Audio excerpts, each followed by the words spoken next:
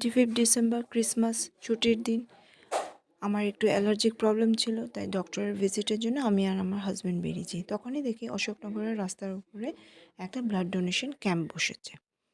তো ওখানে অর্গানাইজেশনটা যারা চালায় তার মধ্যে কিছু পরিচিত লোক আছে, সেই জন্য আমরা ওখানে গিয়ে একটু কিছু সময় ওখানে দাঁড়িয়ে পড়েছিলাম। তখনই দেখি ইয়ারবাস থেকে ব্লাড ডোনেট দিয়ে একজন হ্যান্ডিক্যাপ লোক বেরোচ্ছে।